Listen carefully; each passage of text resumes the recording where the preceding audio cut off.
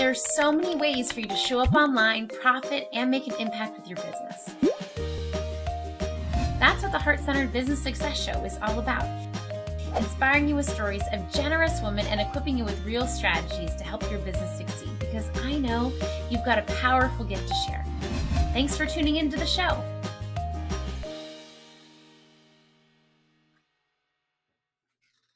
Thank you so much for being here this morning, Kate. Kate is a brand voice mentor, and I'm just delighted to have you here. Thank you so much. I'm excited to be here. I eat up any chance I get to talk to you. So any excuse. Yeah, I'm Kate McCarthy, and I run KateKMcCarthy.com, and I'm a brand voice mentor for soulful and creative entrepreneurs, which essentially means that I help them show up as themselves in their brand and business, and really reflect who they are in the heart of their work out into the world so that they can attract their dreamiest clients. So it's my favorite thing. I love that. So I know how all this started, but for our listeners listening for the first time, maybe who haven't met you, why don't you just introduce them to how you got started in this work?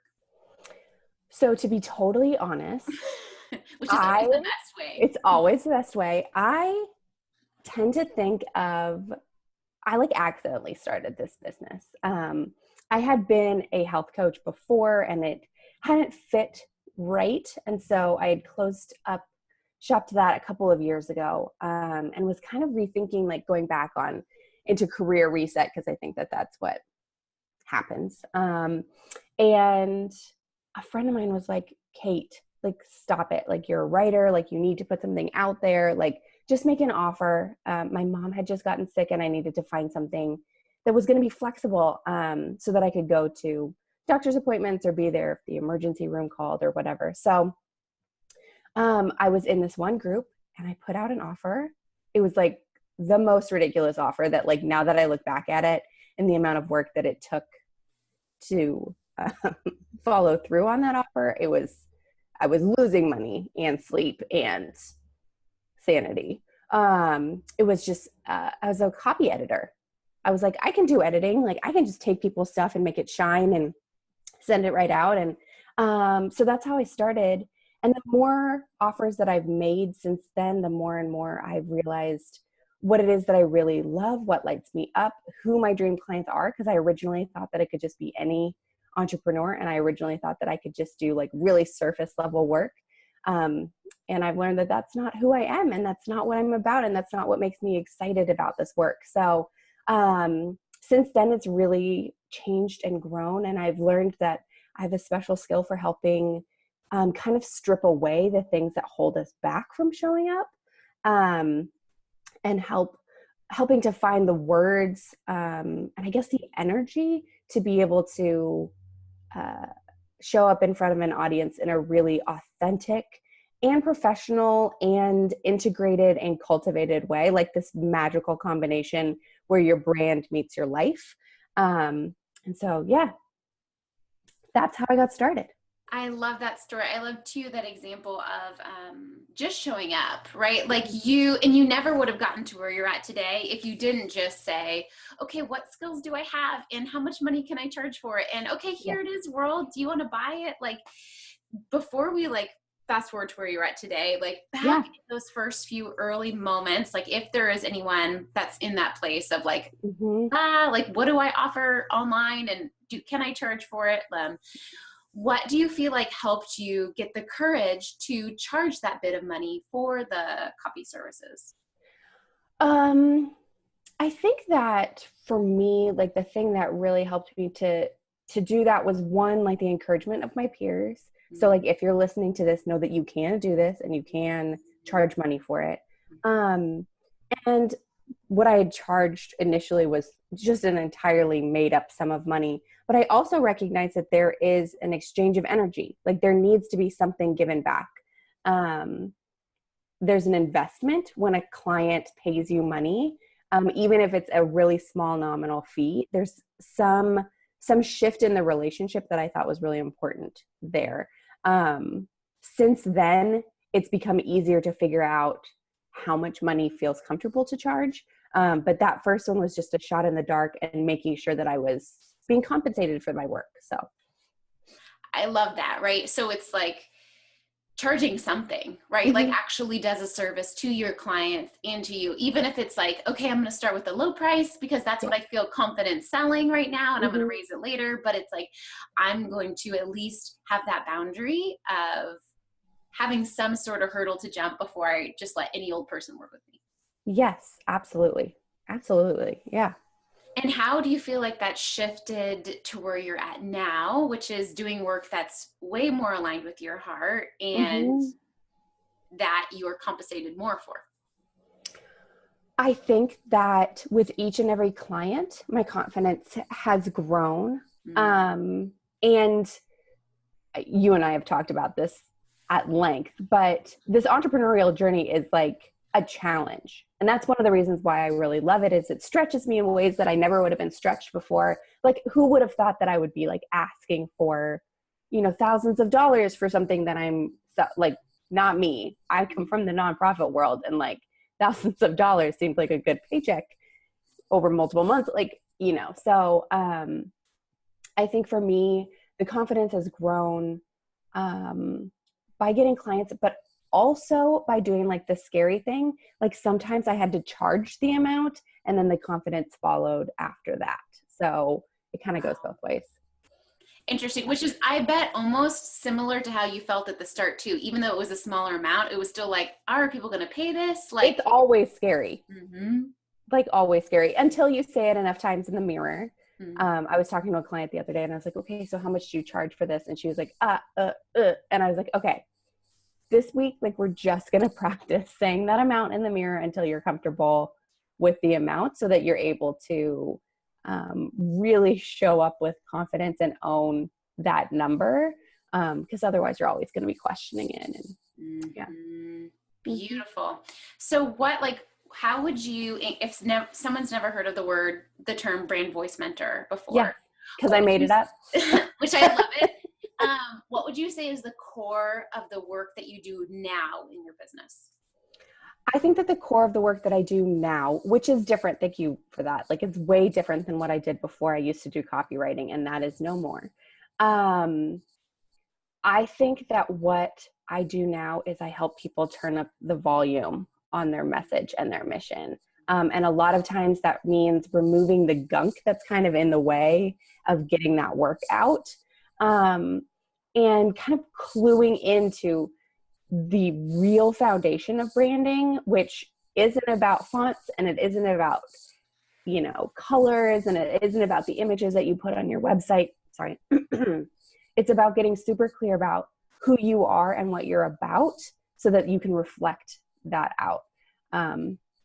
Yeah, that was a little wordy, but that's what I do.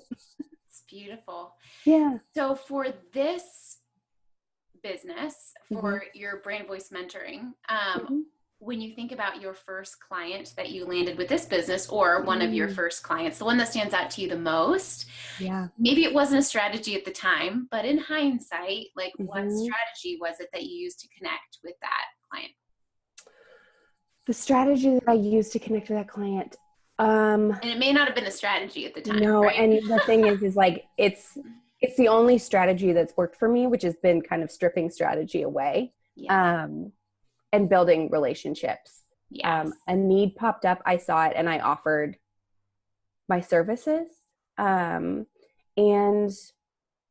it was so easy. It was actually such an easy way to get that first client, was just because I offered it, and she knew who I was and that my heart was genuine, and that I wasn't just scamming her, which is like such a huge thing in the industry. And it was all about relationship building. And since then, that's been the core of my strategy, has just been, how do I build relationships? How do I offer myself and be generous in my business? And then also know that, like, when I sell something, it's just an invitation to come in closer in that relationship. It's just an invitation for me to be able to support them. So it doesn't have to be sticky or scammy. It's just another level of that relationship. So I had to reframe that a little bit for myself too. Yes. I love that you emphasize that it's an extension of our relationships, right? Like, this is someone you already had a relationship with, right? And also how you ended up working with them in that capacity is by offering, right? Yes. Like by being direct, which is so hard and so vulnerable, but by saying, Mhm. hey, I have this thing.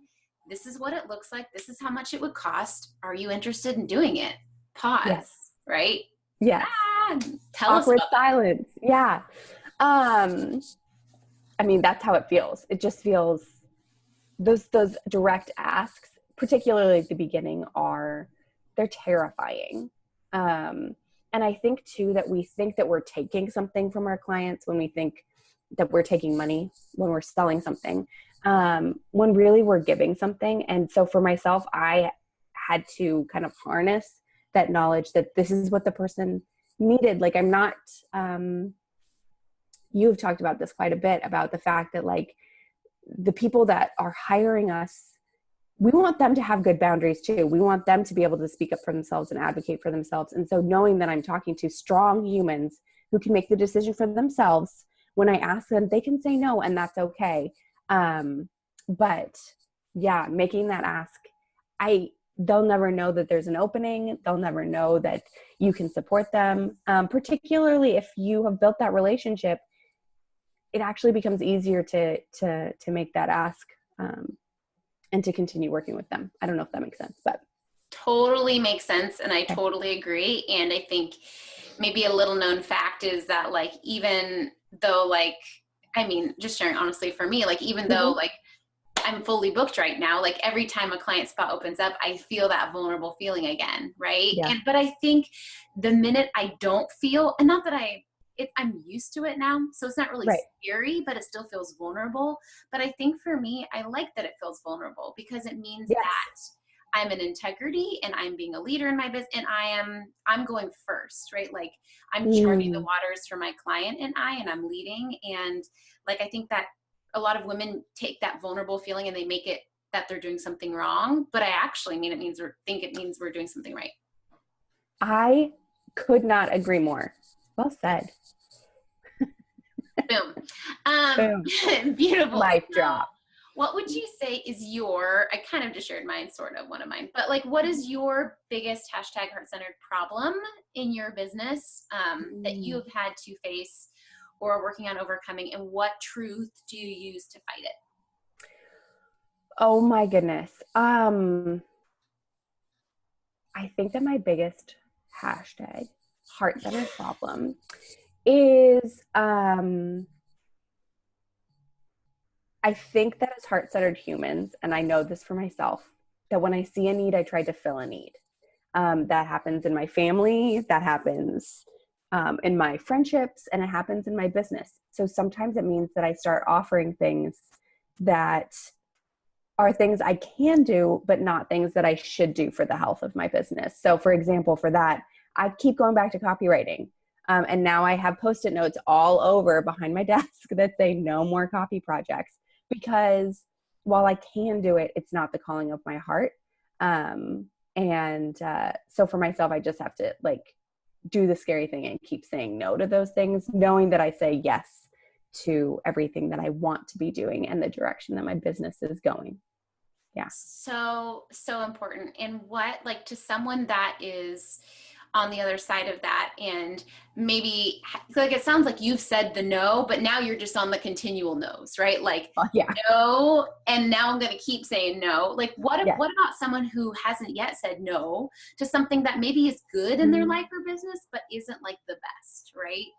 How would you give them courage to release something that's like actually functional and working, but not what they should be doing?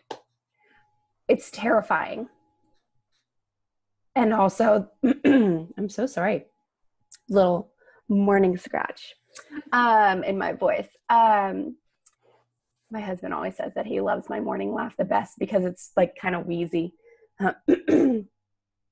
I think that it's terrifying, and going in a new direction, whether you're just starting out or whether you're further along, is always a little bit scarier. Like you've branched out into the realm of retreats. That's scary. Like I decided to say no to something that it brought me money. It did not bring as much money as I think needs to come in, but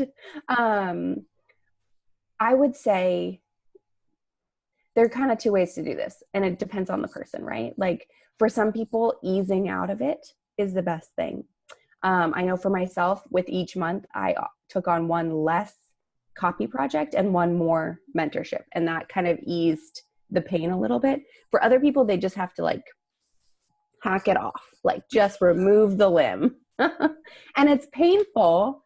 And I'm working with this one woman right now who she's incredible. And she's built up all of these extraneous brands of all the things that she could do. And she doesn't want to do coaching anymore, but she keeps saying yes to coaching projects. She doesn't want to like help people with their marketing anymore, but she keeps saying yes to marketing projects. And so for her, she just has to remove the limbs, despite the fact that they bring her income. And so what we've talked about is making sure that there's a process and a ritual and an ability to mourn and celebrate the things that brought you here, which are all those other limbs. But really just, if you want to feel lit up, you have to start making choices from that place. And that will serve that place. And so it's the scary no. And if you're one of those people who just needs to remove the limb, like just do it and make sure that you do something that celebrates it so that you can fully release it. Yeah. I love that. And I love that permission to like choose your own path, right? Mm-hmm. Like it's not an option not to, like you've got to go in the path, you know, you're meant to, but do it in a way that's not going to kill you. Yeah.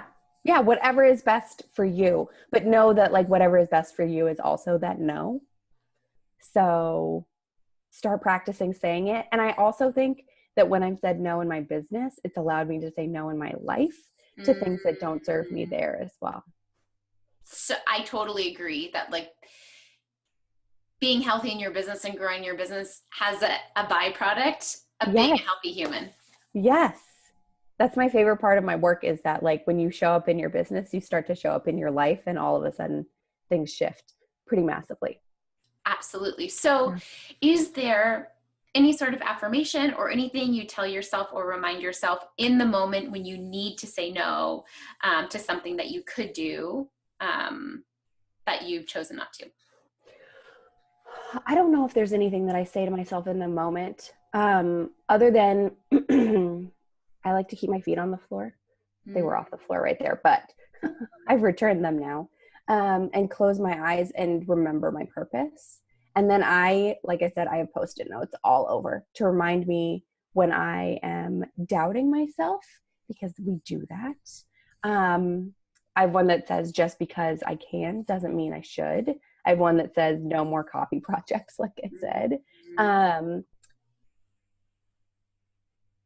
I think that making sure that you have little reminders. I've been practicing getting into affirmations, but for myself, it's just having those little reminders and staying really grounded when you make decisions in your business, big or small. I love that suggestion to just like literally put your feet on the floor, like literally. And I think there's something powerful when we're like saying things and or taking like actual actions with our bodies or behaviors. Yes. Yes. Yeah. So if someone's listening to this right now and they're like, yes, that's totally what I need, but I need support doing it because this is big and bold and scary. And that help might look like someone named Kate. How do they find you on the interwebs? And do you have any free resources for someone to get started on this journey? You know it. I do. I have a resource library, which is a collection of all of my favorite workbooks, writing prompts, digital downloads, and resources. I've curated it and I switch it up every single month, so you're always getting something new. But I do keep one resource that is always there. It's called Unedited. It's a guide to creating authentic and effortless content. And that's my favorite resource. And you can find that at katekmccarthy.com/library. And there at katekmccarthy.com, you can also find how to work with me. I work one-on-one with people right now. I have an intensive and a 6-week program.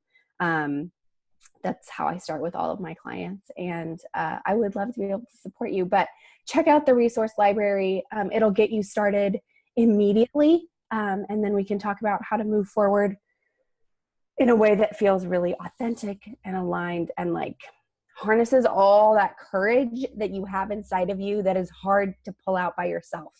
Because we do need other people to help us do that. That's why I've always invested in support, because it is hard to do that in your little corner, in your living room or den or wherever it is that you work. So, yeah. Beautiful. Well, thank you for joining us. Thank you for sharing your story, like not just where you started, but like where you're at today, right? Yeah. Just like the honest truth of like the sticky notes that are surrounding your computer. Yeah. And I think it's so beautiful to get support from someone who is a little further along from us, but also is like living it, right? And so Yeah. really understands from like a deep place of not just saying these things, like these are things that I get are hard and I'm practicing in my life too. Yes. And I think things get easier. Decisions get easier because you figure out how to make aligned decisions with more ease. But doing the big, scary thing, which is this business thing, right? Like, it's always going to feel vulnerable. It always should feel vulnerable. Like you said, like if you're a heart-centered entrepreneur, that's the distinction, is that your heart is in your work. And so it will always feel a little vulnerable. And harnessing that courage is a part of it. So People are like, dang it.